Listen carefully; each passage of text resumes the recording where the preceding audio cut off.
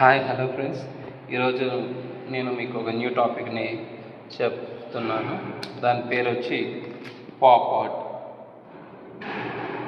ఇక్కడ చూస్తున్నారు కదా, ఇది 19th సెంచరీలో ఫేమస్ అయినటువంటి అమెరికన్ ఆర్ట్, వెస్ట్రన్ ఆర్ట్ అనమాట. చూస్తున్నారు, ఇందులో బ్రైట్ కలర్స్ని వాడుతారు. అవుట్లైన్ అనేది ఉంటుంది డ్రాయింగ్కి. ఈ విధమైనటువంటి ఆర్ట్ అనేది 19th సెంచరీలో బాగా ఫేమస్ అయింది. ఎక్కువ హోర్డింగ్స్, అడ్వర్టైజింగ్లో ఈ పాప్ ఆర్ట్ని యూజ్ చేయడం జరుగుతుంది.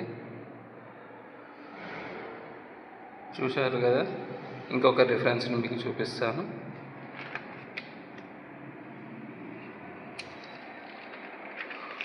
చూడండి, ఇక్కడ bright colours, simple outline. Compulsory ఇక్కడ అవుట్లైన్ అనేది ఉంటుంది. కలర్స్ అనేవి చాలా బ్రైట్గా ఉంటాయి అన్నమాట. ఈ విధమైనటువంటి అట్రాక్టివ్గా ఉంటుంది కాబట్టి దీన్ని ఎక్కువ అడ్వర్టైజింగ్లో వాడడం జరుగుతుంది. ఇది 19th సెంచరీలో నుండి ఇంట్రడ్యూస్ అయినటువంటి మోడర్న్ ఆర్ట్లో ఇదొకటి. ఓకే ఫ్రెండ్స్, మీకు ఈ వీడియో ఇస్తే please like, share and subscribe చేయడం మాత్రం మర్చిపోకండి. Thank you for watching.